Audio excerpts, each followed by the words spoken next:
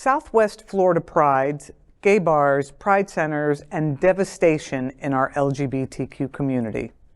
Southwest Florida has experienced severe damage due to Hurricane Ian, and the daily life of people is devastated beyond measure. The LGBTQ+ community of Florida has also taken a hard hit.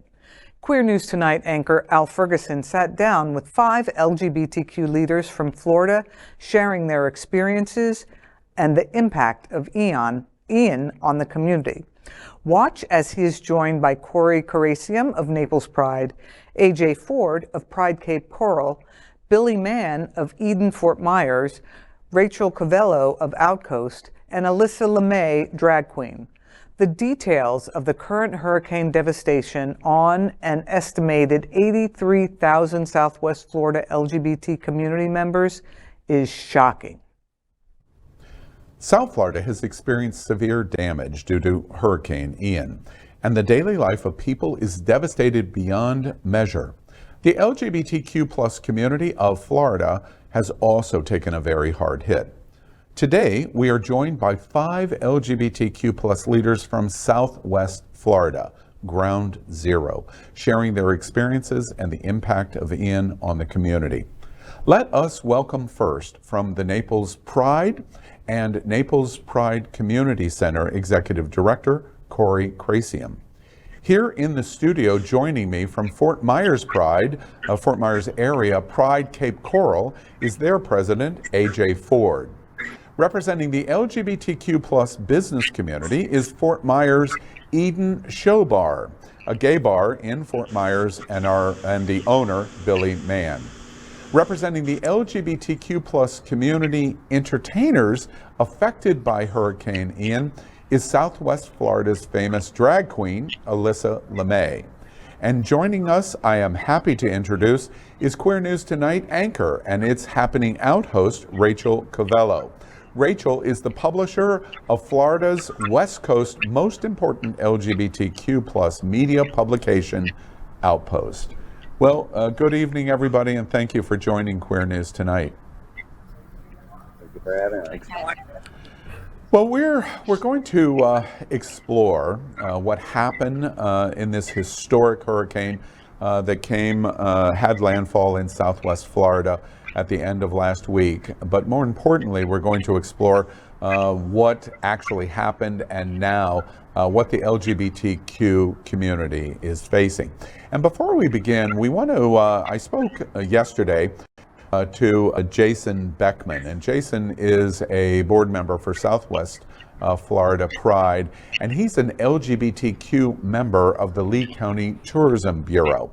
And he had an interesting observation, and we want to read that quote to you now. He said, "I made the decision to leave and find a flight out of Miami to Chicago," which is where he is currently. "I can't live and work where there is no reliable internet, power, and water.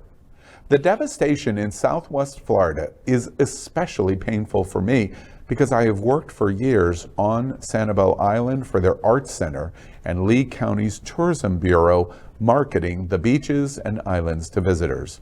Seeing so much of these places just gone, disappeared in a single day, is honestly unbearable. I'm still in shock.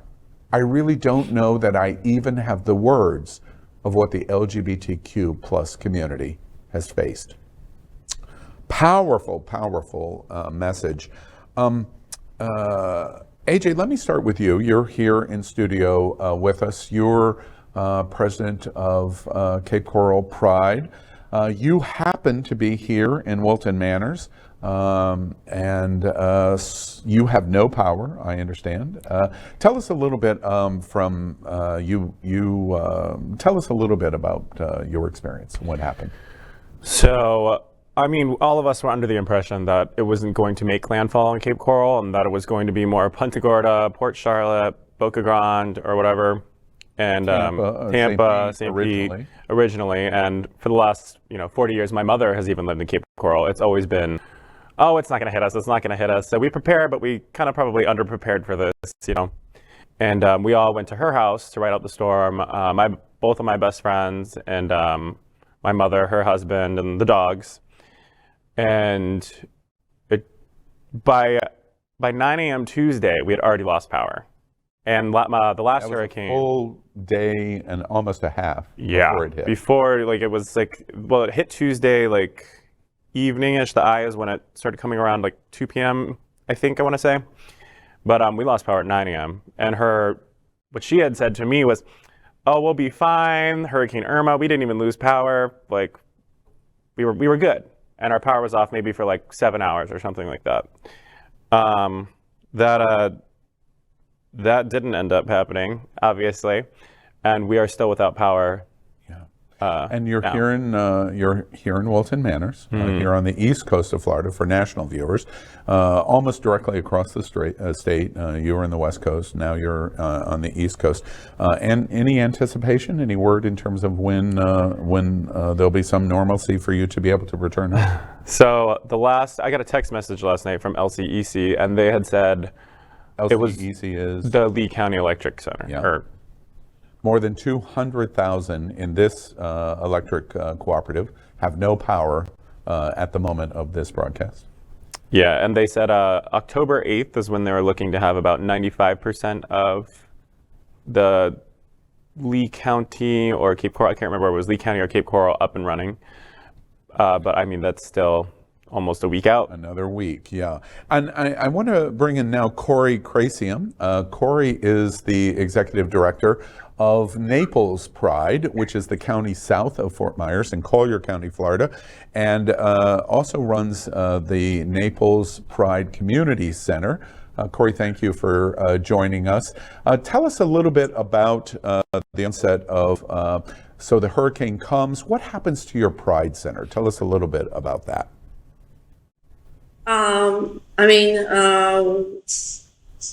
It got flooded, and we had no power. It wasn't even safe to go to it the day of. So I had to wait till the next day when when the water retrieved, and then I got in there and the damage. Fortunately, it wasn't, the water wasn't as high as in other places. We salvaged what we could. We expect more damage as the things start drying up. The doors don't close and things like that. But it's all fixable. And Cori, I'm correct in saying you currently do not have power at the Pride Community Center. Yeah. Do you have an anticipation of when you'll be able to return to services? We're hoping Wednesday. Wednesday. We had power for like 3 hours. From behind the building blew up. We were, supposedly Wednesday, but we don't know for sure. Yeah, and I want to talk in a bit more of what your services are going to be when you reopen. I want to bring in Billy Mann. Billy Mann is the owner of Eden Show Bar, and I asked Billy right before we went on the air when they were able to open. And Billy, you said you were able to get back in the next day. Tell us a little about that. Yeah, actually, we because the storm was that Thursday or that Wednesday, and we came in to some damage to Eden, that day. So it took us a day to clean up, but we were actually able to open Friday to the community for food and drink, or just anybody just to get out and cool down a little bit, because even though we had some damage to the roof and some of our windows, and we're grateful that we were able to get open for the community. Yeah, and I followed your Facebook page over the weekend, Saturday and Sunday, when there was literally so much devastation in Lee and Collier County. Eden Show Bar was able to open. You had a bit of a limited length of hours because of a curfew at 9 p.m. in Lee County. Tell us what the experience was like of LGBT being able to come to our other type of gay community center, or our Pride centers, which are gay bars. Tell us what that was like on Saturday and Sunday. I'm going to tell you, everybody was so grateful that, and I'm grateful that we were able to open and be here for people of our community, and plus our allies or anybody that's just in the surrounding areas. They were just so thankful, and just to get a hot meal, water. We're still struggling with getting some items. That's why it's still limited as far as like having ice or certain food or whatever, because all of my deliveries were suspended before the storm hit. I have heard anecdotally, Billy, that Eden Show Bar was very lucky. I understand the gay bar on Cape Coral has had its roof torn off. Tell us if you know, do you know any of the details of that? The only thing that I heard was the same thing that you have, as far as I did hear that I don't even know if they're even open as of yet. Just from the other people out of the community that have been coming here, I think most of their staff and owner, I think Mike, the owner there, is there every day trying to get it up and running. And what's the name of that bar, please? It's called Cruisers. Cruisers, yeah. Okay. Yes. And Billy, representing the business interest, LGBT-owned businesses in Southwest Florida, what do you think the effect of the storm so far is going to be on a variety of LGBT business and business owners in Southwest Florida? What's the outcome of this going to be? Well, definitely, I think the outcome is that I think that we all need to work together to make us stronger and stuff like that. I mean, just to be there, for each other, and help us all work through. Everybody's devastated by everything that's here. During the storm, I was checking on my staff members. I had one staff member that was on Pine Island, and literally until I lost phone service, he was still out there, and it took him 2 days, thankfully, survived and was able to get here. So just showing compassion for anybody that walks through these doors, community plus its allies and whatever. I just really hope the best for the future, that we can all just I want to provide some context of what Billy is talking about. Pine Island, like Sanibel Island, is a barrier island west of Fort Myers. The bridge to Sanibel Island has been completely disrupted in 3 locations. So if you're trapped on one of the barrier islands, your only manner of escape now is by emergency ferry service. In terms of the effect. We're currently not showing you pictures of the effect of the hurricane, but at Fort Myers Beach, the downtown area of Fort Myers Beach, you have seen for our national and international audience, is for all intents and purposes, for blocks and blocks, gone. Has been wiped out by the hurricane. We try to message the national and international LGBT audience. If you've been to Wilton Manors in Fort Lauderdale, or you've been to South Beach in Miami Beach, imagine blocks of Wilton Manors or blocks of Ocean Drive in South Miami Beach gone. That is the kind of devastation that we're talking about here in Southwest Florida, and Billy has dodged a bullet. We're happy about it. One of the other stories that we want to tell is what's going to happen to people who work. And we have with us in our conversation Alyssa Lemay. Alyssa is a very noted drag queen in South Florida. Southwest Florida. I have to make sure that I clarify, in Southwest Florida. Alyssa, tell us about what the experience of the Hurricane Ian has been for you. Well, the first is always, if bars close down, restaurants close down, that's when my first thought is, oh, well, I'm not getting a paycheck. So obviously, saving money has always been a important thing for me. But while the storm was going on, it was just constant back and forth with my friends, other show directors, other entertainers, just making sure everyone's okay. One of my best friends got water in her house. She's in Cape Coral, working to clean everything out. Thankfully, not a total loss. It's just a total mess. But yeah, it's right now it's all staying in contact, and we're gonna start up shows that we can start up while like Eden is reopened. We're going to start that back up. I know Rascals is going to be opening back up. They'll be doing shows, and it's just we're going to get people working again. So far in our broadcast at this point, no entertainment opportunities for you yet to work in Southwest Florida. Is that correct? No, actually, I was fortunate. Bambusa Bar and Grill down in Naples, we did open up this weekend. They had less damage than Fort Myers area and a less restrictive curfew, so we were able to do a show Saturday night, and it was small, but people were out and people were in good spirits. And it's just one of our friends there, he lost his house both in Irma and then just lost his house again in this storm, and he was there and just I mean, he looked defeated, but he was staying positive, and we were just there to have a good time, and we did the best we could to raise everyone's spirits. Alyssa, and admirable, and that's what drag queens do, by the way. Congratulations to you. Every drag queen I know would message the same way. Lots of friends I know working in entertainment.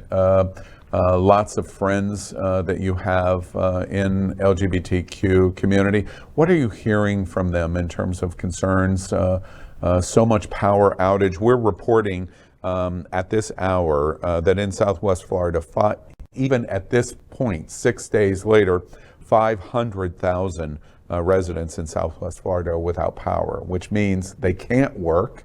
Their job has been suspended. We've reported at Queer News Tonight in LGBTQ community, a full 70% of LGBT, because of hospitality industry drivers, do not have more than 14 days of savings to get through. What are your friends saying in Southwest Florida? Help us understand what they think and concerns that they might have. Like I said, I only just got power back yesterday, so I was without it all weekend. I was lucky I had a friend that I could go to in Naples and stay there for a while. But I have friends here at my house right now that don't have power and don't have water. The initial aftermath of the storm, I think everyone's concern was, is everyone safe? Does everyone have somewhere to go? The supplies we need. And as we're coming into the next weekend, I think that's when people are going to start, wanting to try to get in shows, obviously make a little extra money to, pay for food and gas and things that, we lost while the power was out. I want to bring in Rachel Covello. LGBTQ media has their pulse on the community as a whole. And Rachel's participation in our conversation about Southwest Florida is so important. Outcoast, very fine publication for and media platform for the LGBTQ community, the media for the West Coast of Florida. Rachel has, as we said, been on Queer News Tonight, and it's happening out as an anchor. Rachel, covering the West Coast of Florida, first off, you dodged a bullet. You were in St. Petersburg in Tampa Bay. You thought it was coming to you. You had to have that same reaction of, wait, the turn is good for me, but boy, somebody's going to be walloped. Tell us a little bit about your eye on LGBT and the hurricane. Yeah, and just to clarify, Outcoast actually covers the entire state. We focus on tourism to Florida from the LGBT perspective. So okay. I do live on the West Coast, but we kind of have our pulse on everything all over Florida.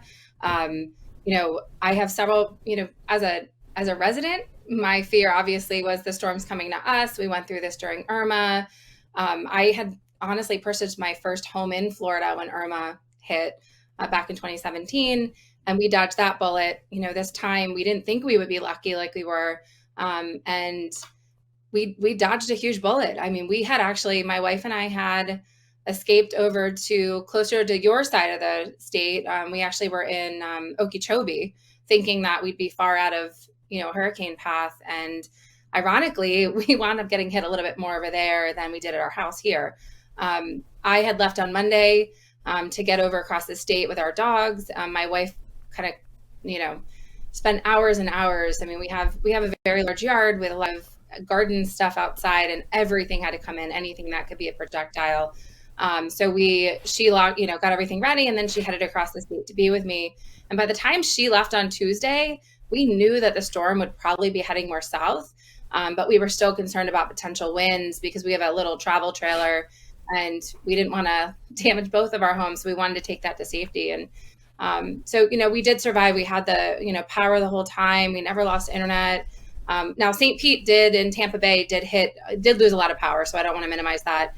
There was definitely a lot of power loss over here too, but we were one of the lucky ones. I remember the couple of hours that, once I knew we were okay, I knew we'd go through a few hours of, high winds. We probably hit about 70 to 90 miles per hour over where we were.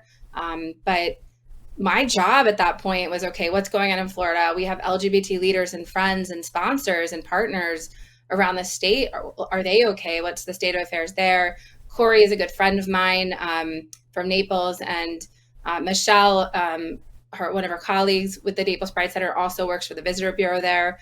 So I was constantly in touch with both of them, especially Michelle. And I would get texts like, okay, power just went out. The noise won't stop. I mean, these hurricane sounds will probably cause PTSD in people for years to come. And just, what can we do now? I live in Tampa. The road I-75, as we know, was shut down because of flooding and the dam that broke. And we want to help. We want to get down there to bring supplies. And authorities are telling us, don't do that yet. We're starting to a little bit, but just kind of trying to keep a pulse on how we can help people, how we can support our LGBT community all over the state, especially in South Florida. Rachel, I want to ask, Outcoast does a great job, and focusing on this specific area. Other areas of LGBTQ community in Florida were obviously affected, but not to the degree of Southwest Florida. No, definitely not. You have your finger on that pulse. What are your big concerns for LGBT Southwest Florida now, 6 days later? As a friend of the LGBT community everywhere, especially in Southwest Florida, and as someone who works with the Visitor Bureau there on the tourism spectrum, or the tourism focus, everything's kind of on pause with what do we do as far as marketing these destinations. As you saw Jason's comment about, he's been promoting Lee County forever in the beaches. Like, that's all put on hold right now until we start cleanup effort. I think it's definitely going to change tourism for quite some time. And as we know, tourism is the #1 money generator in the state of Florida, especially for these destinations who rely on, tax dollars and from tourism. I think it's important to make sure we're reaching out to people like Cori. How can we help? And really important for us to make sure we're listening to how they need help. If we just bring trucks and trucks of stuff down that maybe they don't need those things, maybe we need to make sure that we know, okay, do you have enough water? Do we really need to bring that? Or is gas more important right now? That's, I think, a big focus, and is reaching out to those groups.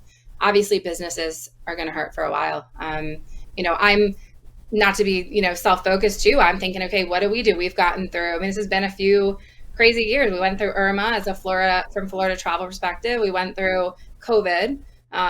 We've been dealing with the political aspects going on in our state, and now we're getting hit with Ian from a travel perspective. I'm thinking, how do we work with these tourism destinations? How do we keep moving forward and promoting the state as a place to be, and doing so in a way that's respectful to the destinations that have been damaged, being able to help them, but still doing our job too. So I don't have all the answers. None of us have the answers. I think it's taking it a day at a time, and Well, communicating.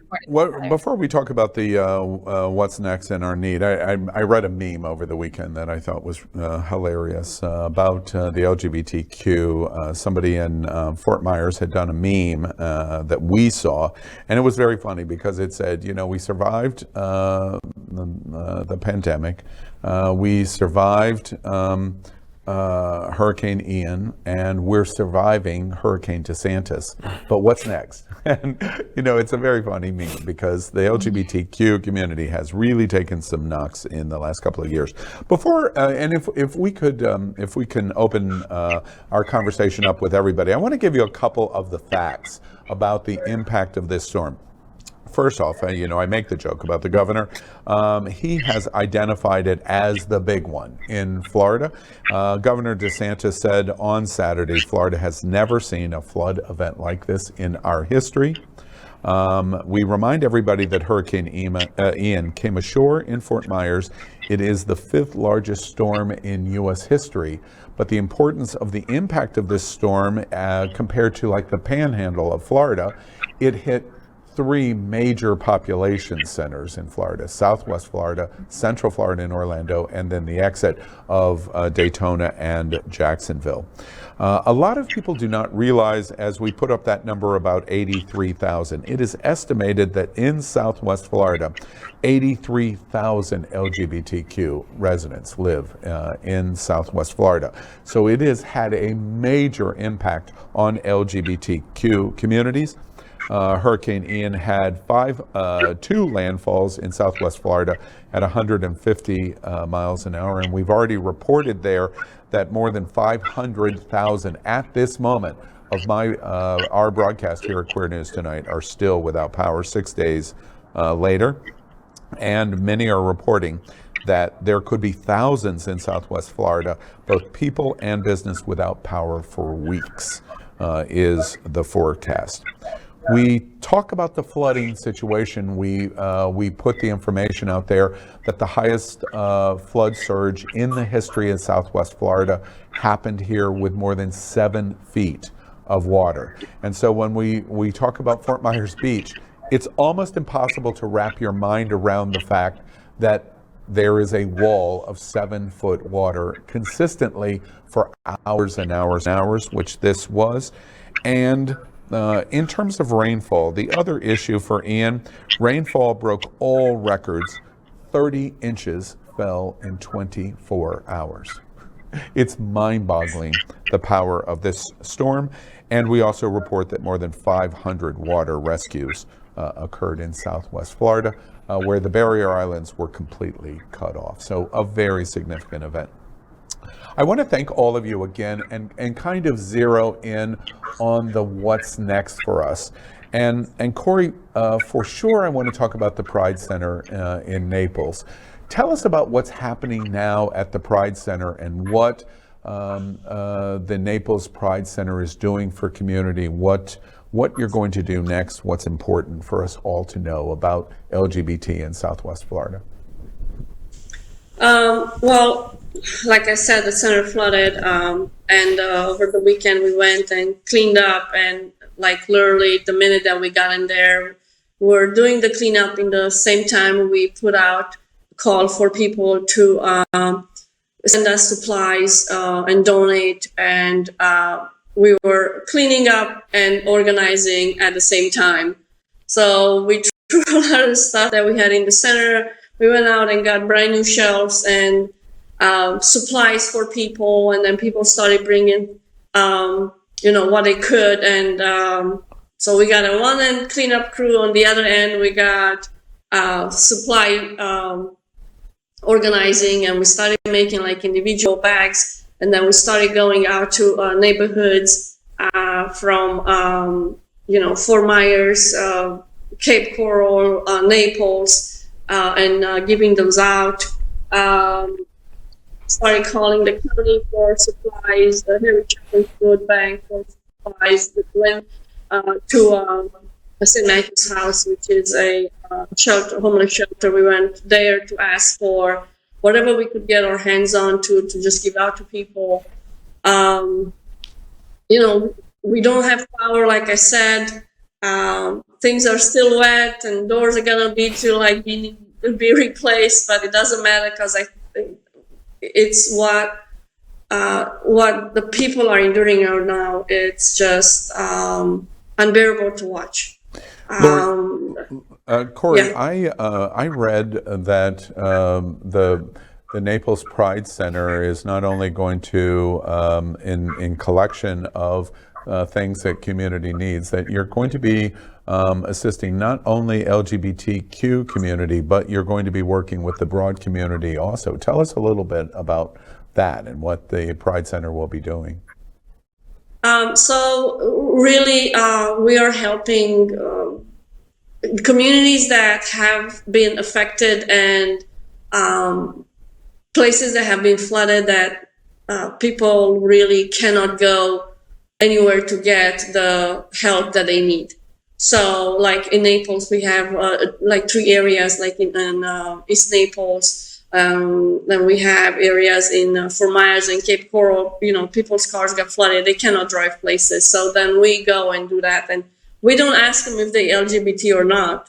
We know everybody needs help. So we get calls, we get people's addresses, and then we just go there and just share with everybody.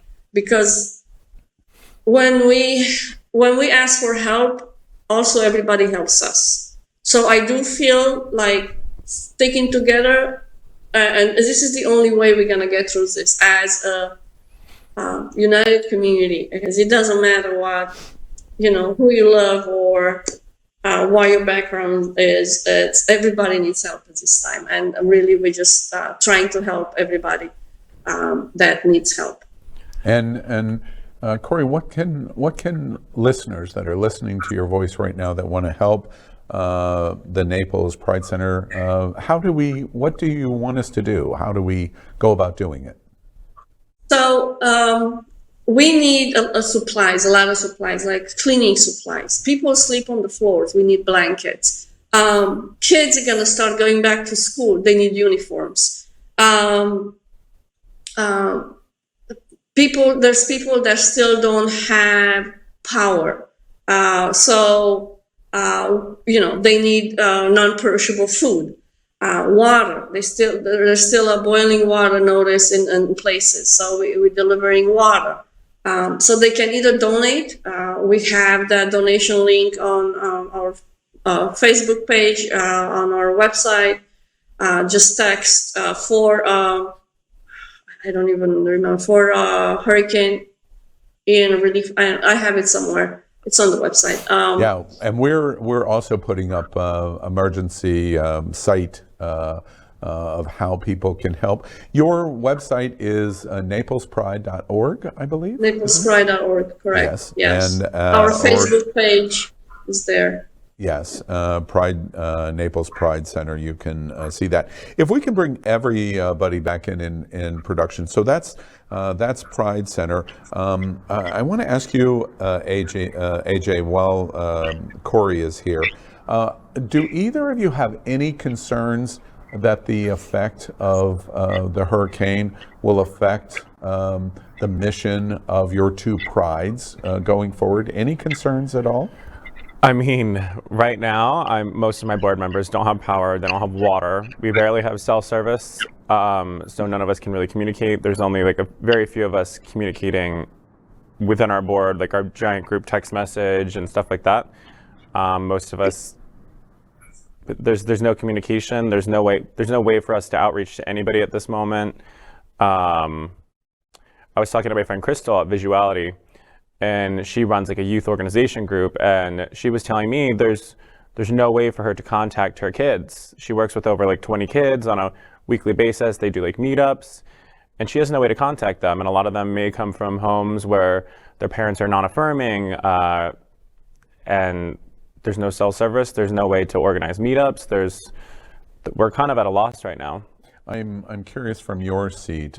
We read you the statement that Jason Beekman gave us, and heart-wrenching to us, because it's basically, we're so shocked that we don't even understand the depth of our shock. Would you agree with that? That's what it sounds like. Yeah, my community as a whole, where my mother lives and where I grew up, it looks like a war zone. And there's helicopters flying over from the Army, the National Guard, the Coast Guard, like everybody's, it sounds like a war zone, it looks like a war zone, and I'm thankful that I'm not there right now, because I did the 4 or 5 days without power, and I was able to get gas and come to this coast. We couldn't go north because I-75 was flooded and blocked off in multiple different entryways, so. Well, in terms of everyone's participation, to my question, one of the things that we know at Queer News Tonight for sure of what a dire emergency this is we're broadcasting from the Happening Out television studios at Sunshine Cathedral. It's the largest queer church in the world here in Fort Lauderdale. Just yesterday and on Saturday, Sunshine Cathedral had 15 emergency requests from Southwest Florida for water. Just for water over the weekend. And it was an indication to us that this is just beyond impact that we don't even understand yet. It's just trickling out in terms of the gigantic need that is coming. Billy, from your perspective and LGBTQ business in Southwest Florida, what do you think is going to happen next? Eden is up. You're going to serve almost like a community center as Gay Bar in terms of food and beverage and entertainment, and especially a gathering place for community. What do you think is going to be next for business? As long as we can actually be out there for everybody to kind of work together. Like I said, I was like one of the lucky ones to actually not get as much damage or flooding or anything like that. But like for the other area businesses, like I am a member of the Southwest Florida Harmony Chamber of Commerce. That's for the LGBTQ plus community. So I talked to Sue, who is the president of the Chamber of Commerce, almost daily, just to see what we can do for the community and stuff like that. But I think that we just need to be available and still try and hopefully run a business and stuff for the community that we have here. You know, it was devastating to all of us. That was probably one of the largest storms that lasted for hours and hours in Fort Myers, and the flooding that happened, not, you know, to downtown alone with the storm surge and everything. You know, there's a lot of LGBTQ plus businesses that are closed. So, you know, I'm here for the community. I can try and offer whatever I can to help. And this weekend, even with our curfew, like Alyssa is going to be performing this weekend to try and give some kind of entertainment, you know, whatever we can do. So. Alyssa, it gives me an opportunity to come back to you before we wrap up. You hear Billy's challenge. You're going to be performing this weekend. There's going to be a lot of people that are going to be in situations where they're still without power, or they don't have the ability, as AJ said, to connect with friends in a situation where it's affirming to the LGBTQ community. From your perspective, what's going to happen next? Not only for you as of working and a job and being a drag queen and being in community, what do you see is going to happen next? I think the biggest is just people are going to have to get together and help your friends, be a great neighbor. People are going to get stressed, especially if they don't have power or food, but we just have to be compassionate and help out our friends. Yeah. Well, if production could bring everyone's face up one more time, you have to look at some heroes here that are fighting and standing up for the LGBTQ community. We just remind you again, we're putting up images of where you can reach out and help. Florida Disaster Relief, American Red Cross, Volunteers Florida. You can't donate any money, but you certainly can donate your time. And that is really critical. We're putting up the information about the Naples Pride Center and the help directly that they need. And don't forget the emotional need. This storm, you heard it in multiple messages in this conversation, of the emotional effect this storm will have on the LGBTQ community. We give you two emotional supports, including the Trevor Project, where you can talk to a trained counselor to express the anxiety that you have 24 hours a day. Take advantage of that service. And remember, we are just beginning to learn what a gigantic event this is. 83,000 estimated LGBT in this direct affected area in Southwest Florida. And it's our first opportunity of likely many to be able to get that story out. Rachel, I want to finish with you. Congratulations at Outcoast. Rachel was dramatically beneficial and helpful to Queer News Tonight in helping us arrange this today. And we're very grateful for you to help us get this story out. Yeah, absolutely. You know, we want to do whatever we can to help the LGBT community across the state. So lean on us, use us as a resource to connect people. We want to see Florida back, you know, obviously, and we want to make sure we're helping our community get to that point. So yeah, well, thank you. Everyone. Thank you again. And remember, day 6, as we're doing this report, 500,000 residents in Southwest Florida have no power. Multiples sitting in this panel on Hurricane Ian and its effects on the LGBTQ community. To Alyssa Lemay, Rachel Covello, Cori, Cracium, AJ Ford, and Billy Mann, everyone in our community is rooting for you, and we're going to follow the story, and we're going to help you and support you. And above all else, we want to make sure that you know your friends here in South Florida and really all over the country, we're thinking about you tonight. Thank you so much. Thank you. Thank you. Thank you for being with Queer News Tonight. LGBTQ plus news is vital for our community and for the broader world as a whole. We have enough enemies at Fox News. Tucker, Sean, and Laura are loud. We need passionate allies. Happening Out television network, Queer News Tonight, and It's Happening Out are literally out of the closet and into the headlines. Our community needs your support.